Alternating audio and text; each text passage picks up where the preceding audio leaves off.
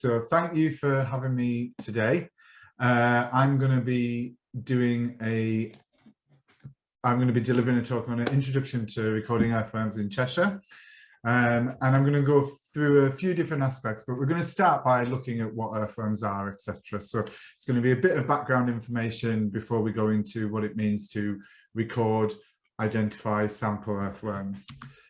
So I like to start with what an earthworm actually is. And the easiest way to do that is to look at the word. So the word earth can mean a number of different things.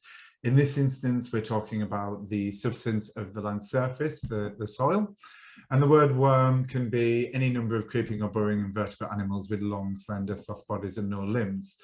We're not talking about weak or despicable people today, I'm afraid. If you put those two words together and you look up the dictionary definition of an earthworm, you get a burrowing annelid worm that lives in the soil, that's important in aerating and draining the soil and in burying organic matter. And don't worry if you don't know what that word annelid means. We're going to come back to that in a minute. So I thought I'd start with a little quiz for you here. What I'd like you to do is just drop in the chat whether you think this is an earthworm, and if not, what type of worm it is. I can't actually see the chat right now. I should have brought that up before.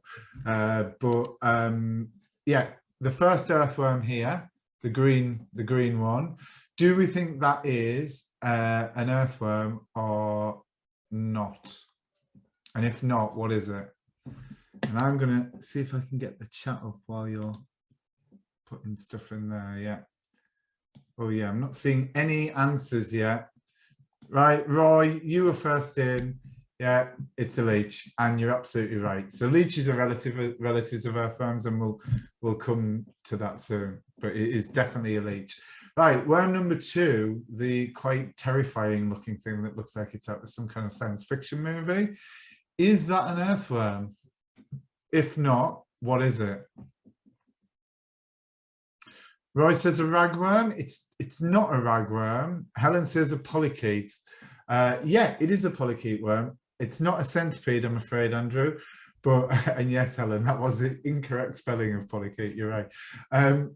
It is what we call a bobbit worm, and it's a type of bristle worm or polychaete worm. It lives in the sediment in the bottom of the ocean, and it is an ambush predator, so it will come out like that with its jaws and grab fish and other things and eat them. Right, number 3, this nice purple fairly big worm here. Is that an earthworm? If not, what type of worm is it? Yeah, Krista says yes, Roy says yes, it is an earthworm.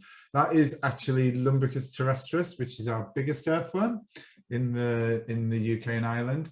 It's what we call an anesic earthworm, a deep burrowing earthworm, and I'll come to what that means later. Right, okay, 4th one, the smaller pink one. Is it an earthworm? If not, what type of worm is it?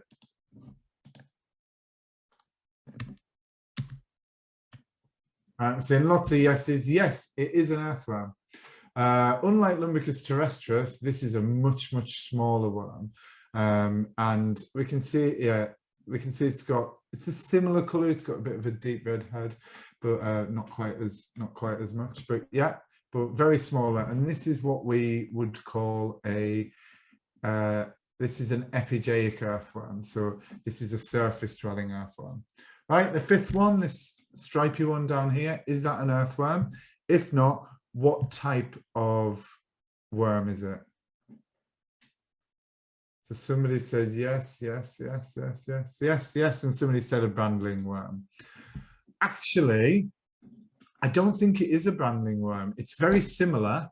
It's a compost earthworm, but composting earthworms, there are a couple of species and they look very similar superficially. So they've got these stripes, but there's a few species that can look like that, and you actually have to get a microscope to tell them apart. Worm number 6 here. Is it an earthworm? If not, what type? Yeah, slow worm. Yeah, By the dictionary definition, this isn't even a worm at all because it's not an invertebrate. It's actually a reptile, so it's a legless lizard. Worm number 7 here, is it an earthworm, or, and if it's not, what is it? It conveniently posed in a question mark for me, which was really useful. Yeah, everybody's saying, yeah, brilliant. Yeah, it is another earthworm. But again, we can see it looks very different from the other 3 that we've got there. It's very pale. We can see through the body at some parts as well. So these pale earthworms tend to be what we call endogeic earthworms, and they live in the top layer of the soil. And again, we'll come to what that means properly later. Finally, you've got another worm here right at the end. It's very, very small, which obviously you can't really get from the picture. And it's got segments, but is it an earthworm? Yes or no? All right, okay, we've got some people saying yes. We've got somebody saying a nematode. No, nematodes wouldn't have the segments. Angela is actually right. It is an enchytraeid, otherwise known as potworms and iceworms. And they're very closely related to earthworms, but we'll come to that in a sec. So I think overall you all did quite well. I think I'm not that. Okay, right. Bear with me one sec. I'll just rearrange my screen. Yeah. So on to the next slide. It says unsuccessfully. Right, so what I'm going to do now is cover aspects of earthworm biology, and I'm going to start with everybody's favourite subject in taxonomy.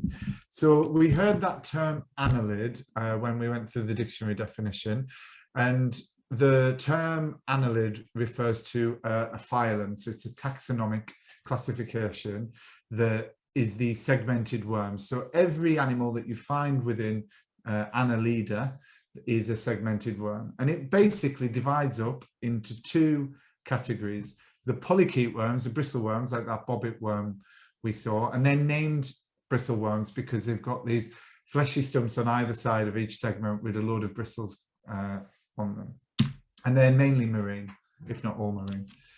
And then you have the clitollates.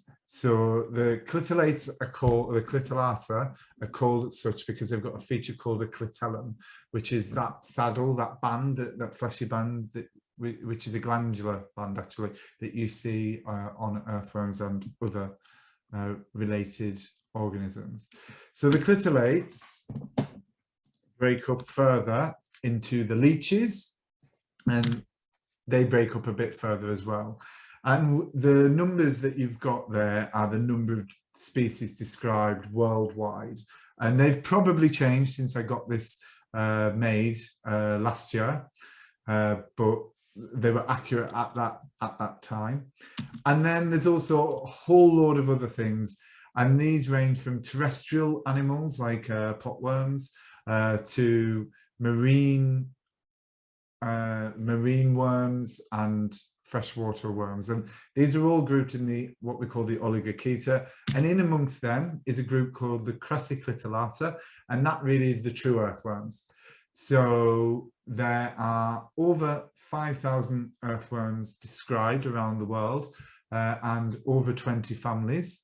We just have 3 families in the British Isles, and most of the species we've got belong to a single family, the Lumbricidae. All right, that's it for the taxonomy. I'm not going to go any further into that. So earthworms, when did earthworms arrive? Well, they've been around for, or earthworm-like creatures, so clitollates, have been around for quite a long time.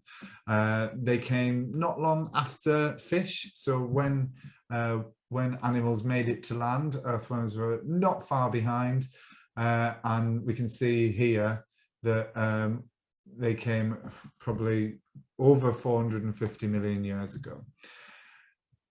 And the reason that I want to show this diagram is really to highlight that the 5 major extinction events that we've had over time, earthworms have managed to survive all of them. So these red crosses here along the timeline are all the major extinction events. Now, we've never had to survive through a major extinction event yet.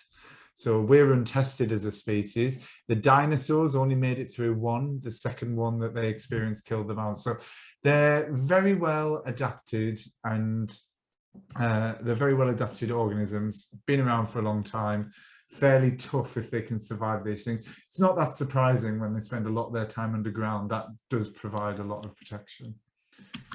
Right, okay, time for a quick poll. There is a question, there is a picture of an earthworm on the screen, and I'm saying this earthworm is an adult. Is that true or false? So I'm just going to give you a little bit of time to cast your vote. You should have a poll up there in front of you. And I want you to tell me whether it's true or false. I can't see who's saying what, so don't worry, it's completely anonymous. If you're not sure, have a guess, because I'm going to tell you the answer in a second anyway. All right, okay, I'm going to call that time. All right, so 69% of you have gone for true and 31% of you have gone for false. So the truth is it's true, and we can tell because it's got the saddle, the clitellum, that the clitellate group are named after. And this saddle or clitellum is a feature that it grows when it reaches sexual maturity. So we only see that on adults. If you find an earthworm that doesn't have a saddle and it's intact and it hasn't been chopped with a spade, obviously, then that means it's most likely a juvenile earthworm. Okay, right, and that brings us to earthworm morphology. So earthworms are pretty simple on the outside. There aren't many features that we can see with the naked eye, and even with a microscope, with a low power microscope. So talking you through the earthworm, first thing to note is earthworms do have a head and they do have a tail. So they've got a front end and a back end, which means if you chop them through any segment, they're not really identical on either side. So they've got a front and a back. On the left and the right, they're identical. So just like we are, if you chop them from the head to the tail, then from the back to the underside as well, then the left-hand side will be identical to the right-hand side. But they do have a dorsal side and a ventral side, and the top of the earthworm or the back of the earthworm and the underside of the earthworm are different again. So earthworms are only symmetrical if you slice them from here to here straight down.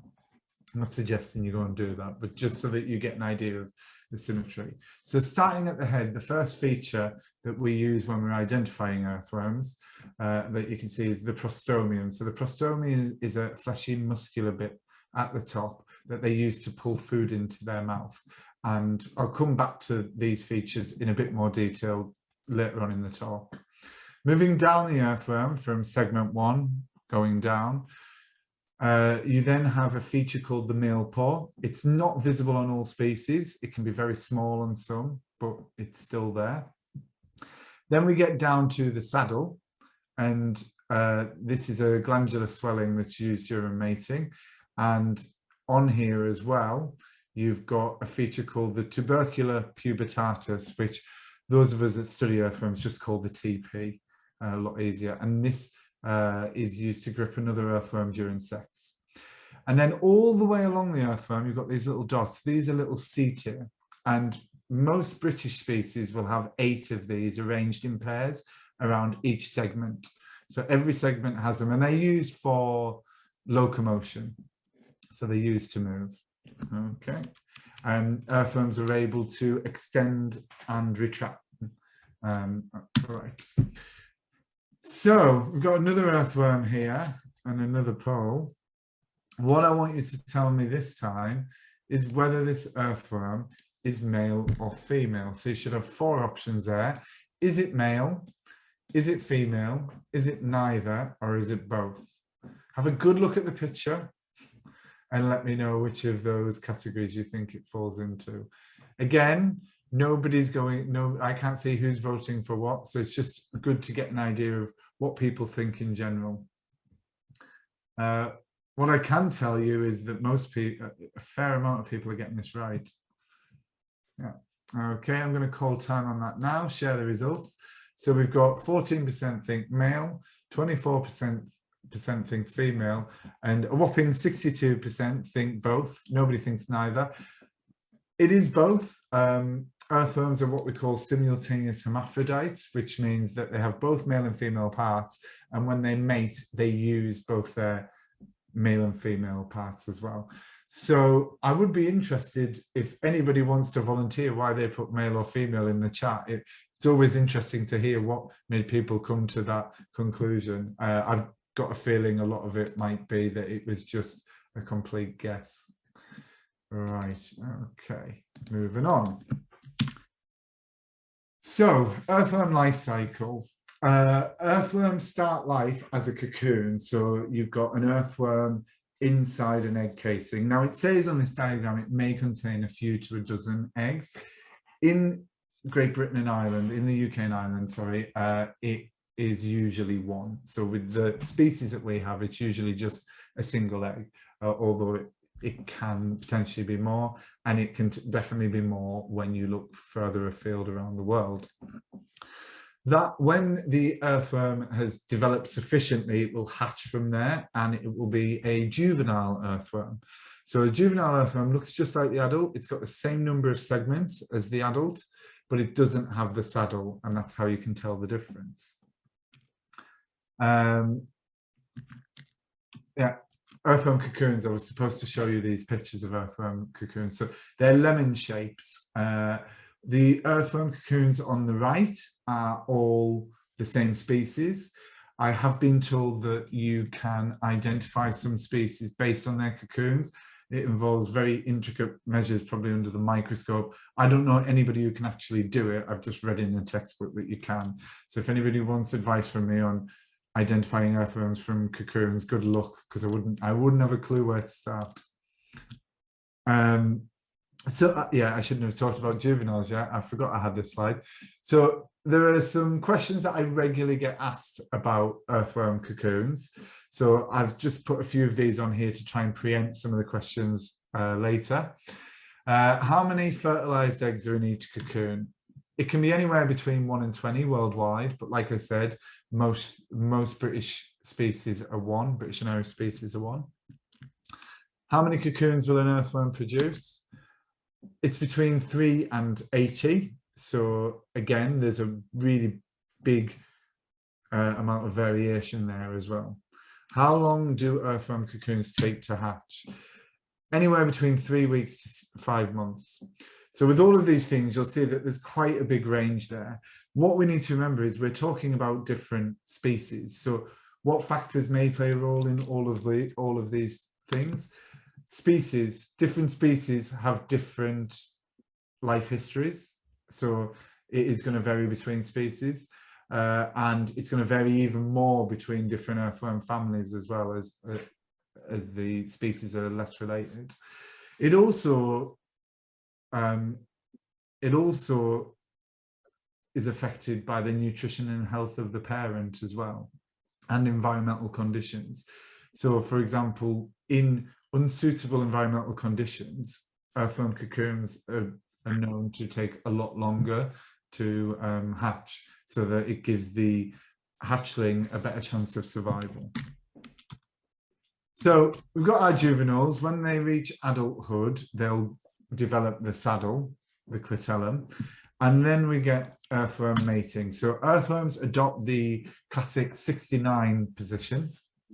So you've got an earthworm head here and another earthworm head here, and we can see that they're gripping each other with their saddle, and what they'll do is they'll produce a load of slime and form what we call a slime tube. And then each earthworm from its male paw, which might be around here, will release sperm that will then travel down the side of the other earthworm within the slime tube to a feature called the spermatheca, which is like a sperm storage pouch, and it will store the sperm there. So there's no penetration, there's no fertilizing of eggs during earthworm mating. They're simply swapping sperm with each other. And when they've done that, when they've done that, they will then go their separate ways.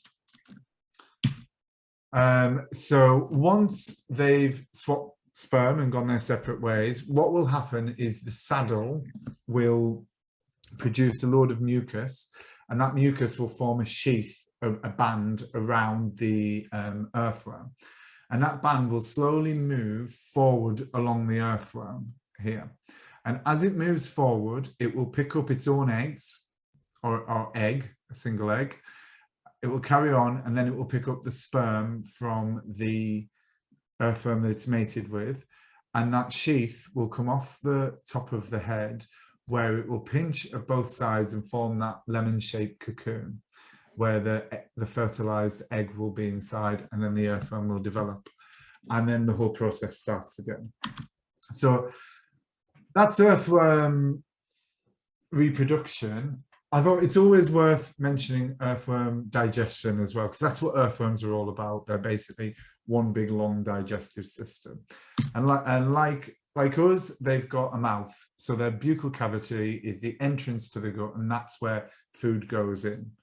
It then travels down through the pharynx, which is a thick muscular and glandular section. It's used as a suction pump to draw particles through the mouth.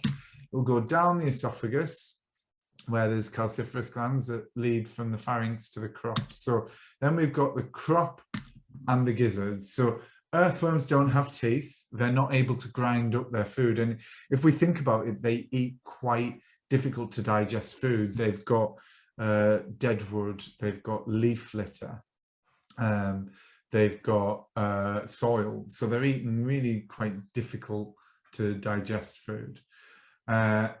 And some earthworms, including the ones that you get outside of the British Isles, can have as many as 10 gizzards. So they're really, yeah, it's a really important part of their digestive system. So once the food has been ground up, like with us, it all goes through an intestine, and the intestine makes up almost the entire length of the earthworm. And that's where all of the nutrients that the earthworm needed are taken up. And what goes in must come out. They have an anus at the end where they excrete any waste, any solid waste material. So these are known as casts. So earthworm poo is casts. Right, time to make sure everybody hasn't fallen asleep with my earthworm biology now, and ask another quick question. So this, oh no, that's, I've done this wrong. I need to relaunch it. And then there we go. Right. So the question this time, the statement this time, true or false, is earthworms will drown in waterlogged soils due to flooding. Is that true or false? All right. Again, it's anonymous. I'll give you another 5 seconds to answer. If you've not got your answer in, get it in quickly. All right, there we go. Okay, so we've went 69% true, 31% false. It's actually false. So the 31% are actually right in this case. And the reason is that earthworms, if we think about all the other relatives of earthworms from the within the annelids, most of them live in aquatic environments, so freshwater or marine environments. Earthworms actually have a layer of moisture around their skin that they breathe through, so they don't have lungs like us. They breathe oxygen externally through moisture on their skin. So if you have them in water, they're quite fine with that. They're able to breathe. However, you do see them not drown, you do see them dead in puddles after it's been raining when they've got trapped. So how come they're dead? Well, what will have most likely happened is that they're in this very small pool of water and they've used up all the oxygen, and then that's led to them actually suffocating. So we get a lot of questions at the Earthworm Society every time there's really bad flooding, asking how it will impact the earthworms. A lot of earthworm species are really well adapted to living in wet soils, and those that favour drier soils will they've still got the cocoon stage within their life history that enables them to wait out unfavourable conditions. So flooding doesn't tend to be the big problem for earthworms that some people think it may be. Okay, oh God, we're straight back in again. Oh. I need to relaunch that poll. Right, true or false?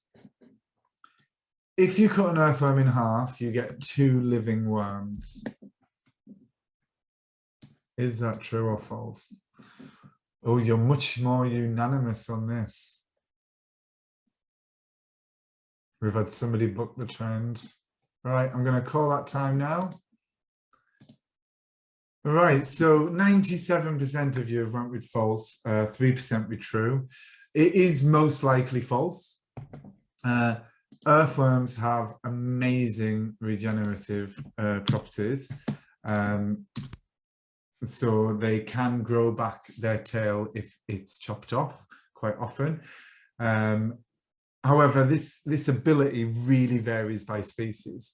Lumicus terrestris, our biggest earthworm, is really not very good at it. Even a bit of damage and it'll struggle to grow back. Whereas there are some species that will do this much more readily.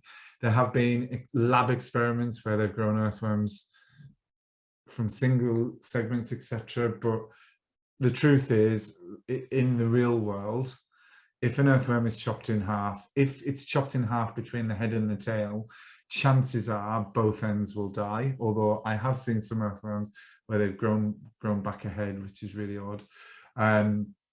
But chances are both ends will die. If you chop it between the tail and the saddle, it may be that the head end will live. Some earthworms actually do undertake a process called ototomy. I can never say that one. And that's the casting off of a part of the body, for example, the tail, by an animal under threat. So we see it in lizards, we see it in slow worms, for example. And the theory is that by doing that, the attacker goes for the tail while the rest of the animal gets away. Right. Okay, moving on. Another behavior that I'd like to tell you about with earthworms, because not a lot of people realize this, is when the conditions are not great for them, so if it's too dry or it's getting frosty, they'll go into a state of torpor. And when it's drought conditions, so in summer we call this aestivation. When it's winter, to avoid frost conditions, we call it hibernation. And what the earthworm will do is it'll empty its gut, it'll wrap itself up in a knot like this, and it'll release, again, mucus. They love releasing mucus. They have mucus for everything. It'll release mucus to protect it, and it will go into a deep sleep. Different species will do this in different ways. Some of them do it almost like a shallow aestivation or hibernation, where they'll only do it while the conditions are not favorable. Some species will do this around the same time every year. Not necessarily in the UK. I don't know about this behaviour for specific species in the UK, but if you find earthworms knotted up in a ball like that, leave them be. Don't do what somebody once did, and they told me that they'd unravelled it to help it out because they thought it got stuck in a knot. No, it just means they're trying to wait out conditions that are not great. You shouldn't find many like this now because we've had a bit of rain recently, so it's not too dry anymore. Right, okay, so worms of the world. I want to just do a little bit of storytelling from the rest of the world. So earthworms are a really understudied group, and that's really shocking considering how ecologically important they are. So this is from a scientific paper that was looking at how in COE studies, which I'm not sure exactly what they are, how checklisted different countries are. And we can see that there are some countries that are well checklisted, others have got a bit, but there are also uncharted territories. So, for example, most of Africa and the Middle East, if you go there on an earthworm research expedition, chances are you'll be able to find some things new to science. So there's still a lot to be done. Antarctica is red down there. There's never been any earthworms found in Antarctica yet.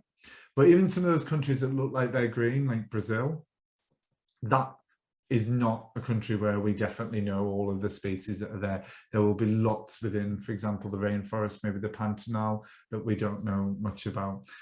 The UK and Ireland, we have a pretty good understanding of the earthworm fauna compared to other regions. It helps being an island. We have relatively low earthworm diversity compared to other places, and it helps being relatively small as well. So if you've got any relatives or yourself, you're thinking of doing some kind of taxonomic research, earthworms are a frontier science, so I highly recommend them. And some earthworms from around the world, these mounds are actually, they're 2 meters by 6 meters. And they form an area that's just shy of the size of Scotland. So it's a tropical wetland in South America that covers parts of Venezuela and Colombia. And these are called cerales. And for a long time, they didn't know what caused these. Some people thought they were maybe, because they're evenly spaced pretty much as well. Some people thought they'd maybe been created artificially by humans for farming practices. Other people thought they were maybe formed by some kind of insects. But it was shown that they were actually formed by earthworms, so by quite big earthworms as well. If I remember rightly, I think they might be even over 1 meter long. And we only discovered this within the past 20 years. So there's, again, still finding out lots, but they're responsible for creating this unique wetland habitat, almost the size of Scotland. They are diverse habitat specialists. In the image here, you'll see some earthworm researchers in Nicaragua looking for earthworms. I don't know if you noticed, but one of those researchers is up the tree. They're not looking at the ground. And they're looking for bromeliads. And when you break apart the bromeliads and you look at the dead plant material that's built up there, there's this little lovely microhabitat where you find earthworms. And in the Philippines in 2009, this is an earthworm that was fairly recently described. This is the fried eggs worm.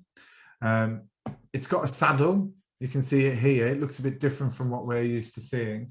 And these animals are fascinating. They found the adults living in the forest floor, free living in the leaf litter, and they found the juveniles up in the trees. Now, the locals knew about these. They'd never been described to science. The locals knew about them. They thought that they entered the river and came out as salamanders. So that was the local folklore about what these animals were. So yeah, we're still finding out weird and wonderful things, and I'm sure you can all guess why the earthworm has got the name that it's got. The biggest earthworm in the world is the giant Gippsland earthworm. Measuring an earthworm is not an easy thing because one earthworm can be over double the size it is when it's extended compared to when it's contracted. I've heard everything from 2 meters to 3 meters for the giant Gippsland earthworm. So I don't like to put an exact figure on it, but if we say they can grow to over 200,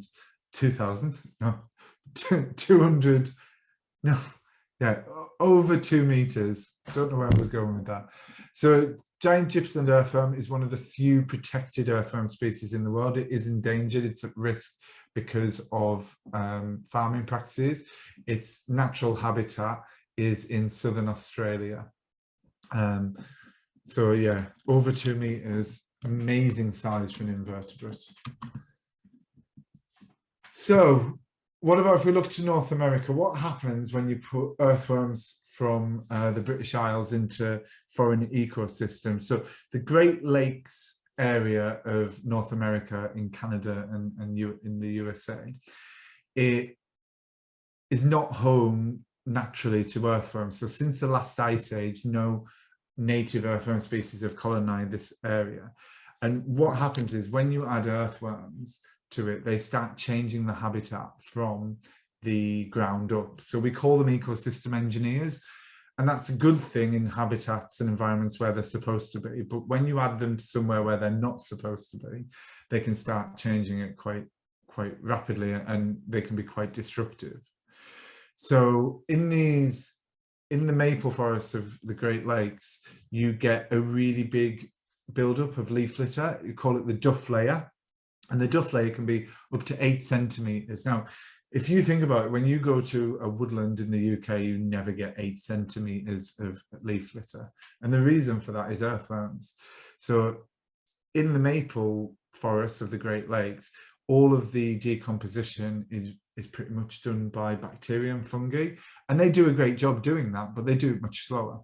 So you get this duff layer. The native animals, plants and fungi have this 8 centimetre deep layer for protection before they have to deal with whatever's outside of there. So if you're a plant, you've got 8 centimetres of protection before you are exposed to herbivores, for example. So when earthworms are entered into this system, they break down the leaf litter quite rapidly, and that basically destroys that microhabitat. And like I said, it changes from the ground up. Some people have also surmised that it may even make the habitat more susceptible to invasive plant species, so plants that have perhaps evolved alongside earthworms and are used to being in environments where they are. Despite earthworms being known to be a very invasive non-native species in this area, there are still new infection points around the Great Lakes area. Dropping in the chat, does anybody want to have an idea of what might be causing new outbreaks of these earthworms? Because they actually spread through the soil very slowly. I think it's just a couple of meters a year. So they're not dispersing. They are dispersing, but not that fast. But there's new infection points all the time. Anybody got any ideas they want to drop in the chat about what might be behind that? Not seeing anything yet. Anybody want to give me an idea? No idea from Helen. Have a guess, Helen. What's causing new invasive species infection points in the Great Lakes? I'll give you a clue. What do you think the Americans and Canadians like doing in the Great Lakes? Because it's because of people. They like fishing. They do like camping, but yeah, they like fishing. And what do you do with your fish bait when you finish? You tip it out. So there's a lot of new infection points, and they're all around really popular places for fishing. It's amazing to me that in the USA, it's still legal to buy the species that are classed as invasive species as fishing bait. Yeah, it's bewildering when you know the impact that they're having on local ecosystems, but that is still going on. And I'm delighted to tell you all, a researcher that is studying this has literally just agreed to me today to do a talk on this for a virtual event that I'll have coming up. Be releasing for tickets in a few days, hopefully. Right, okay, let's bring it back to the UK and earthworm ecology. So what time are we on? Oh, I promised I'd be finished early, didn't I? And I'm actually a little bit behind. Right. So Charles Darwin is famous for his theory of evolution, but his life's work and his real passion was actually earthworms. And in 1881, he published his last ever book, The Formation of Vegetable Mold Through the Action of Worms. And although I'm not going to give Darwin a lot of credit for the most exciting title for a book ever, it is actually a fantastic book. And within it, Darwin says that worms have played a more important part in the history of the world than most persons would have first supposed. And that's because earthworms do a number of jobs. So it's not just one. We've got these 4 different categories of earthworms that I mentioned earlier. And this is all about where they live in the soil and their feeding behavior. And I'm going to go through each of them in turn, but just so you can see them all in the same place. You've got the anesic earthworms that are the deep burrowing earthworms. You've got the endogeic earthworms that are the shallow burrowing earthworms. You've got the epigeic earthworms that live on the surface and not on this diagram. They're really a subset of the epigeic earthworms. You've got what we call the composting earthworms, which specialize in microhabitats that have a really high level of organic matter. So we've got our anesics, our endogeics, our epigeics, and our composting. And I'm going to just quickly go through those 4 different types. So these are not different species. These are different ecological categories, and there may be closely related species that are not in the same category. And vice versa, within a category, you might have really unrelated species as well. So it may be that the taxonomy we've got isn't right, or it may be that it's a case of convergent evolution. So starting with the deepest burrowing earthworms, the Anisix, these are the big boys of the earthworm world. In the UK, we get them up to 40 centimetres. And that record for 40 centimetres comes from none other than Cheshire. So the biggest earthworm ever found was recorded in Cheshire. So you should all be out looking for these. They live in deep vertical burrows, and those burrows are permanent. So these earthworms make a home for themselves. They line the burrows with mucus so that they can easily move around in there, so that they make a home. They surface at night to feed and mate, and they feed on soil and leaves. So they'll eat really deep, nutrient-poor soil. They'll also be eating leaves, and that will all be getting broken down in their stomach, and then they deposit that as casts. So if you think about it, they're mixing really nutrient-poor stuff with really nutrient-rich stuff, and then they're casting really nutrient rich stuff on the surface. So they're doing a fantastic job of turning and mixing the soil. Now, how you tell it's an anisic earthworm? They're big. They have a lot of pigmentation, particularly towards the head, which means you get them in deep red, browny, purpley colours, sometimes even black-headed in some cases. There are some earthworms that have similar pigmentation, so they can look a bit similar color-wise, but they're much, much smaller. So how deep do anisic earthworms burrow? That will vary, and where you'll find them will vary, because they actually have vertical burrows, so you find them all through the soil profile. But we can be looking well over a metre for our bigger species, Lumbricus terrestris, and commonly down past 45-60 centimetres, no problem. So what ecosystem services do these earthworms provide? A bit of everything. They contribute to decomposition, nutrient cycling, soil pore creation, soil aggregate formation, which in turn means that they have a big role to play in waste recycling and detoxification, carbon and nutrient regulation, water flow regulation, and soil structure maintenance. So yeah, really, really important.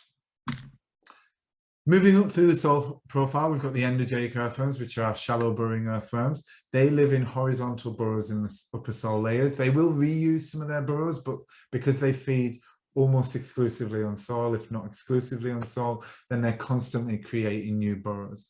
They rarely come to the surface. One of the exceptions is after it rains, they will come to the surface, we think, to disperse.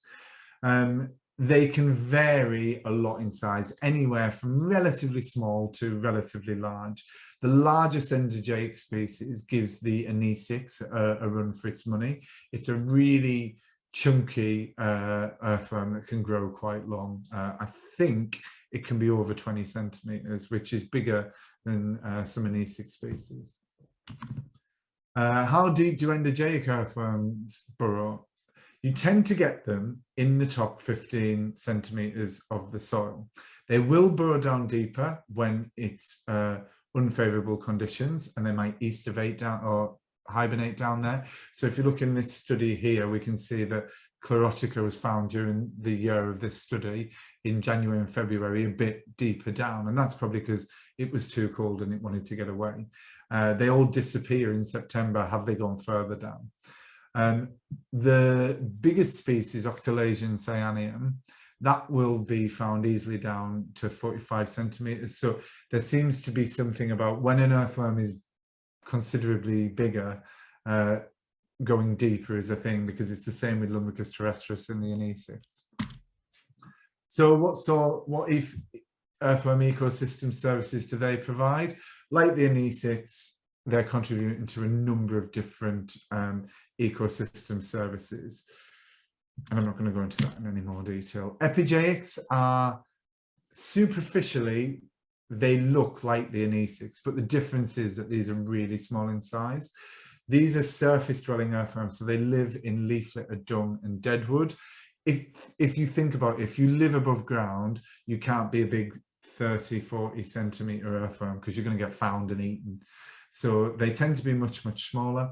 They usually usually on the surface, rarely in the soil, but you do sometimes find them in the soil, and they feed on decaying plant material, like I said, such as leaf litter, dung, rotting logs. So they live in the habitat, the microhabitat that they'll eat. What you'll find with the ones with pigmentation is the pigmentation is usually more towards the head. Now, the endogeics that I mentioned earlier, they are pale, but they can be all sorts of different colours, and colour and pigmentation is something different. When we're looking at earthworms, pigmentation is looking at something that makes it go towards a reddy brown, purpley colour, even black in the most extreme cases. And then the final group is the composting earthworms. And I've separated these out, not because they are actually regarded as a separate ecological category, but there are some differences with other epigeic earthworms. Some composting species tend to be stripy, but not all. And the amount of striping can vary between species and also within a species as well. They specialize in high organic matter habitats, so compost dung, deadwood, but where you'll find epigeic earthworms in deadwood, you'll find the composting earthworms in really, really rotten deadwood.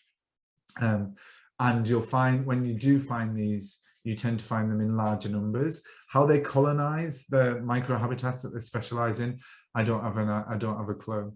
And they tend to be a bit bigger than most of the other epigeic earthworms. So they're a bit more of a medium to even a large size. So what ecosystem services do the epigeic earthworms provide? Again, a range of different ecosystem services and to different degrees. When we put all that together, the three different types, we can see that not all earthworms are doing exactly the same type of thing, but the cumulative contribution there to soil processes and ecosystem services is huge, and that is why they're known as ecosystem engineers and widely regarded as being really important. Right, I'm going to whiz through a little bit about earthworm sampling ID and recording. This is not intended to be a full-on training session for this. What we recommend that you do is come on one of our Earthworm Society of Britain training courses for this, because it's actually, Earthworm ID does require a microscope, so it takes a little bit of training. For sampling, it might not surprise you to hear that we dig for earthworms. That's where people quite often come across them. And it's really good for finding the endogeic earthworms in particular. You'll find some epigeic and anesics, but it's really good for the endogeics. The lady here digging a soil pit is then, and she's in the audience, Kerry's in the audience.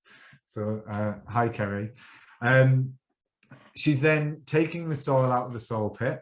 She's having a quick look in the soil pit to see if there is any earthworms that are coming out the sides of the soil pit, and she's removing any earthworms that she finds from the soil. Now, when we're doing this, we can't identify juveniles, so we just count them and put them back, but any adults we need to take, and we do need to kill and preserve them, because the only way to ID them is under a microscope. And soil pit sampling is a fantastic means of sampling earthworms because it's also really standardized. So it means that if we do the same kind of sampling across different sites, we can compare them, and we know that we sampled a set amount of soil. So we have a standard amount in the recording scheme that we do at each site. So it's 5 soil pits. You can also entice earthworms out of the ground by using what we call vermifuge sampling. So vermifuge comes from the Latin of vermi, meaning worm, and fuge, to separate. So it's basically an irritant that you pour on the ground and it brings the earthworms up. Traditionally, they use formalin and potassium permanganate. They're both really bad for the soil and the flora there, so we don't recommend that anymore. If you get mustard powder and mix it with water, it's just as effective, so that's what we use. Washing up liquid, I've heard suggested. I wouldn't recommend that. It doesn't seem to work as well. I think it's quite damaging to the environment in comparison to the mustard solution. and it's really nasty with the earthworms. I think it starts breaking down the mucus on the externally, whereas the mustard is like a spicy irritant for them. And the earthworms come out of the ground, and then you collect them. If you find any juveniles, you wash them off and put them back in a hole. We like to do things in transects so that we can standardize what we're doing and get good data. So there's some examples of some soil pit transects there for 2 different habitats. If we're doing a linear habitat like a riverbank, we will space them out that way. We also like to search as many different microhabitats as possible. You've heard earlier that we've got these different ecological categories of earthworms. That means to find all of the different species that we want to find on a site, we need to sample things like in the bed of ponds, we need to sample compost, grass clippings, leaf litter, under rocks, under stones, in rot holes in trees, in deadwood, in dung, etc. Right, identifying earthworms. Again, this is really hard to teach online, so I'm just going to give you a taster of what we do rather than go through anything in detail. So the features that we use and the guide that we use are all outlined in the guide that we use, and it's the key to the earthworms of the UK and Ireland from the Field Studies Council. It's currently on its 2nd edition, and in about 3 years we'll probably have a 3rd edition coming out. There are no new species, so it's still worth getting this one. Quite often the FSC have a sale around Christmas time, and this one always seems to be included, so it's well worth looking out for. But it's relatively cheap. I think it's about £9, maybe a little bit less, maybe a little bit more, around £9 from the Field Studies Council's website. And it's really easy to use. It's not designed for scientists or taxonomists. It's designed for amateur naturalists to be able to identify earthworms. So it doesn't start with the hardest question. Earthworm ID 101, you need to know the saddle, where the saddle is. The saddle tells us whether it's the adult or not, and it tells us which end is the head, because the saddle is always nearest the head. British earthworms belonging to the Lumbricidae family. It's usually about 1/3 of the way along the earthworm. Reminder of the earthworm features, going through them one by one. The kind of things we're looking at, the head can be one of 2 types, either what we call epilobic or tanalobic, and it's all to do with these grooves here and whether they reach segment 2. So this is segment 2, this is all segment 1. And here you can see on a live earthworm, not a live earthworm, on an earthworm specimen, what it looks like. Epilobic heads can be really variable, so it's maybe not as easy as it seems from those pictures. The male paw is another feature that we look out for, and we're counting what segment number it's on. Again, it can be variable. It can be really raised and really obvious and visible with the naked eye. It can be visible under a microscope as a little slit, or like on this one here, it's so hardly visible. I think it's around here somewhere, but I can't see it properly. So that's the 2nd feature. 3rd feature is the clitellum, the glandular swelling. And we count what number it starts on and what number it ends on. That includes half segments like this, where it only looks like it's on half, so we count that as well. We also, the most important feature in my view, is the TP, the tubercular pubitatis. It can be all sorts of different shapes and sizes and on different segment numbers, and that's a real giveaway about the species. So on this one here, we can see a thick band, and we'd be noting the shape and which segment number it starts and ends on. Here we can see 2 bumps. Now I've picked pictures here where it's really clear. It's not always that clear. And then finally, the most difficult feature in my view is the setae spacing. So we look at whether the setae, which we can see here, are closely paired or widely paired. In reality, there's actually 3 different types. There's closely paired, widely paired, and distantly paired. For the purpose of the key, widely and distantly are grouped together, and it's relatively easy, I think, with some practice, to see the difference between closely and distantly, but the ones that are truly widely paired can sometimes be a bit trickier. And this is an example of what we'd be looking at under the microscope with a closely paired, and these are distantly paired. Right, and this is marked up an earthworm. This is basically the the notes that I'd be making when I was identifying an earthworm, so that I can take the information through the key, and I'd map it all out there. Right, recording earthworms.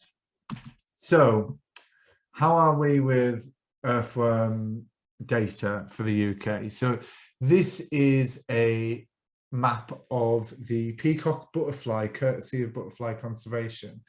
And we can see on here data for 2 recording periods, 95 to 99 and 2005 to 2009. There's loads of data there. We can see that this species is expanding its range. So we can start looking at information about the species from the information that we've got. If we use the same, so this was in 2009, if we look at earthworm records in 2009, a paper came out from some of my fellow earthworm colleagues, mapping all species. So that's peacock, all species of earthworm. We have a map like this. Now, first of all, it shows you that there's less money in mapping earthworms because our map is not as fancy as the map of the peacock butterfly, but we can see there are big gaps. Northern Ireland looks like it's devoid of earthworms pretty much, as does Wales, and the distribution is really patchy. So from that, we can't really say much about earthworm distributions because we can see that there are lots of gaps, and we know that there are earthworms more widely distributed than that, just from anecdotal reports. So from that, the Earthworm Society of Britain was born in 2009. In 2014, we launched the National Earthworm Recording Scheme. Since then, we've gone on to make sure that our data is shared. We've produced guidance, we've run training courses with partners, and we share our data with the Global Biodiversity Information Facility, local environmental record centres, and the National Biodiversity Network Atlas. And in 2019, we won an award for the Open Data Award, the John Sawyer Award, in recognition of the fact that all of our data is available for anybody and everybody to use at full resolution. Earthworm recording. This is a diagram showing how data is managed within the recording scheme. It may look complicated, but this is way more simple than any of the recording scheme's data flow diagram that I've ever seen. The key points I want to get across here is that we have 2 ways of records coming into the recording scheme. We work with research institutions and adapt their data sets so that they can be accepted into the recording scheme. And our earthworm recorders submit their data through iRecord to us. So we have a specific iRecord form, but we get any earthworm data that comes in through iRecord. We then validate and verify the data, and then we send it on to members of the Association of Local Environmental Record Centres, the NBN Atlas, and for Ireland, National Biodiversity Data Centre. And all of that goes onto this platform, GBIF, the Global Biodiversity Information Facility, where it can be used by researchers and other, like all of our data is downloadable. The record centres can also download it from iRecord, that data as well, directly if they like. And we share that with them usually a couple of times a year. So we're pretty good, pretty up to date. So I've now got a question for you. These are 8 species of earthworm, and these are the records that we have for Cheshire. So you can see, I think these are probably 10 kilometre squares. You can see how well they're recorded. I want you all to tell me, one of these is a truly rare earthworm. Can you put in the chat which number map you think is the rare earthworm? So the rest are all common. So this tells you something about the level of recording we have in Cheshire. So come on, have a guess. What number? Right, we've got 8, we've got 6. Anybody want to offer any others? Get those guesses in. Yeah, we are living through a major extinction event. This doesn't mean that earthworms aren't there. This is from recording, right? We've got a few 1s, we've got a few 6s, 2s. Okay, right. Okay, the answer, number 2 has no records, so that should be a very rare earthworm, or an earthworm that isn't present in that part of the country. Biomastis iceni, I believe, will be in Cheshire in spades. Might not be right. You tend to find it turning over deadwood and things like that. So if the data that we've got is from soil pits, it's going to be really underrepresented anyway. It's actually number 8. Number 8, Microscolus phosphorius, is not a Lumbricidae earthworm. It's from a family called Acanthodrilidae. It probably originates from South America, to be honest, rather than Europe. But it may have been first described in Britain, I'm not sure, but it's a really rare earthworm, and it's one of the few records that we've got is in Cheshire.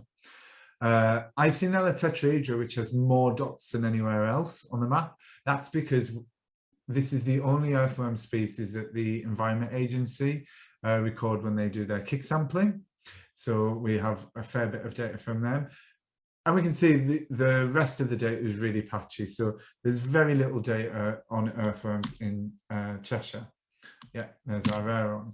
How many earthworm records are there for Vice County 58 Cheshire? So let's see some more numbers in there. You know there's at least 7 or more because we've got 7 species recorded, but how many total records do you think we have for VC 58?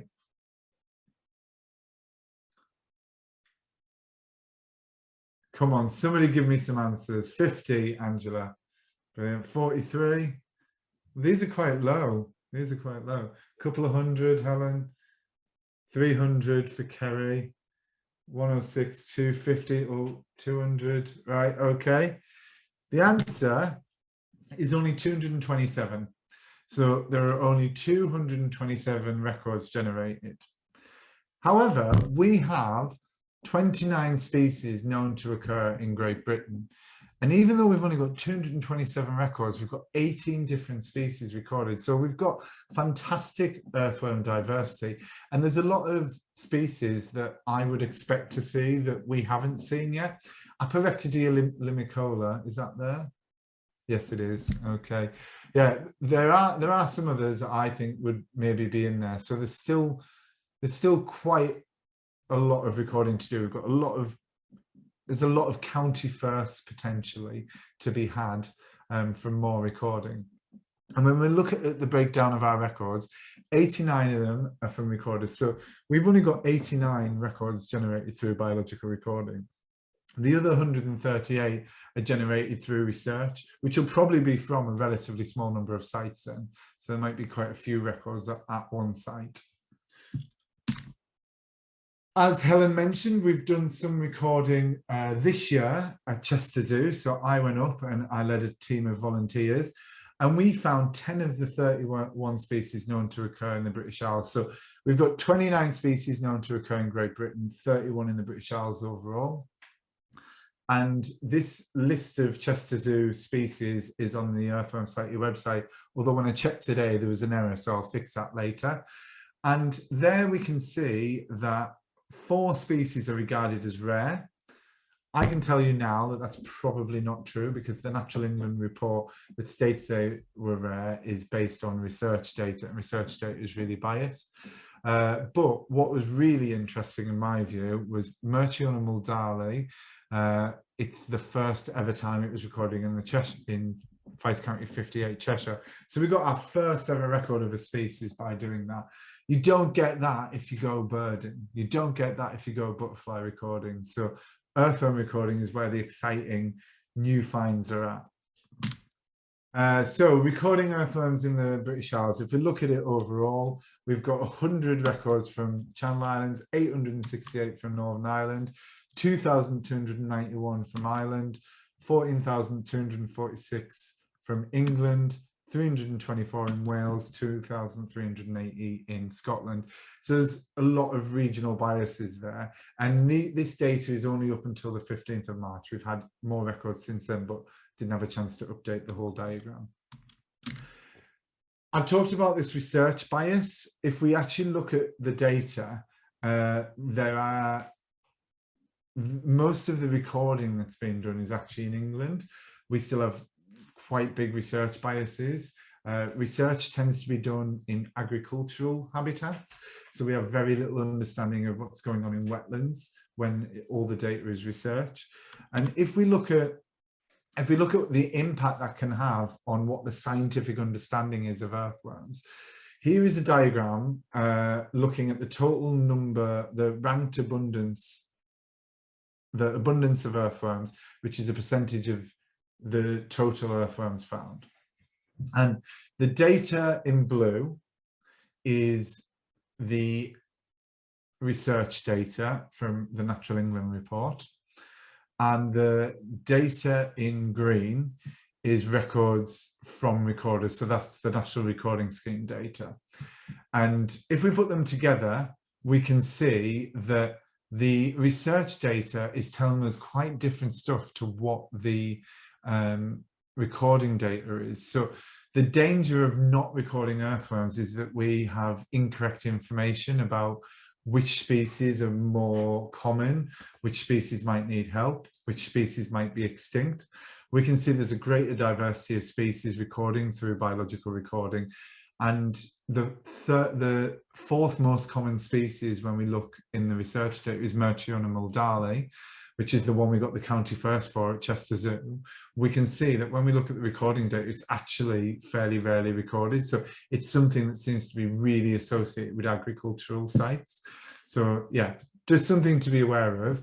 I'm going to be doing a talk in February about the results of the recording scheme, and we'll be looking at this in a lot more detail. We're actually publishing a paper on the importance of biological recording versus research when it comes to earthworms and what it tells us. There's some really exciting and interesting stuff about habitat associations and sampling methods that will come out of that as well. Dendrobina pygmaea is a very rare earthworm. Natural England were almost ready to declare it extinct because it hadn't been recorded in a long time. They did a project to go and find it, but biological recorders have actually found that a number of times. I think we found it around 10 times since. So I found it actually twice this year, once in Worcestershire and once in Surrey, both on Field Studies Council Centre sites. So it is there, you just have to be looking for it. And the data that we've now got is now telling us where to look for earthworms. So Lumbricus friendly, which I think really truly is a very rare earthworm, when we've mapped the data using this model from Maxent, I say we, I had nothing to do with it. It was the Smithsonian and Natural History Museum and CMAC that did this. It actually tells us that, yeah, maybe our islands are not great for Lumbricus friendly, and it gives us an idea of where to look. And that little arrow is pointing at Hastings. I went there to find it and I didn't, so it was really disappointing. So how can you get involved? We have a structured training program for people to get involved with earthworms. That includes our Earthworm Biology and Ecology one-day course, sometimes promoted as Learn to Love Earthworms. We also have our online course, Discovering Earthworms, that we run with the Field Studies Council. We do informal sampling days where volunteers come out and help us, and I'm looking at designing a sampling and recording earthworms course as well. We have our Earthworm ID with microscopes course that is all about teaching people to ID using the microscopes, exactly what it says on the tin. And we sometimes do Earthworm ID days where we're identifying earthworms that we've found on sampling days with support of tutors. And in the not too distant future, there will be an advanced Earthworm ID course coming out as well. I also want to do a shameless plug for some stuff I've got coming up. Learn more about invertebrates with my new Ento Live webinar series. So this is a webinar series that's coming out that's all about linking up scientists and researchers with the wider naturalist and recording communities. We've got a range of topics. They're all about invertebrates. That's all I do is invertebrates. No birds, mammals, or botany here, I'm afraid. First one is no surprise about earthworms, and it's presenting the results of the Earthworm recording scheme. But I've got loads of exciting topics like climate change and aquatic insects, the impact of intensive honeybee keeping in an urban environment where foraging habitat for wild bees is really low. I've got topics on ladybirds, flying squid, which I didn't even know existed, fly migration, all sorts, really worth checking out. They're all free to attend, and I'll drop the link in the chat before we go, don't worry. And I just want to mention that we've got a Discovering Earthworms online course with the Field Studies Council starting on the 25th of October. Because it's been delivered through the Biolinks project, which is lottery funded, it's available for just 20 quid for recorders and amateur naturalists. From next year, it will be 40 or 60 quid. So if you want to do it this year. It's still open for bookings. If you Google Discovering Earthworms Field Studies Council, you'll find it, no problem. But all these things are also on the Earthworm Society of Britain website. And final call to arms, on the National Earthworm Recording Scheme page on the Earthworm Society of Britain website, there is an option to subscribe for free to the National Earthworm Recording Scheme Bulletin, and I recommend that for everybody.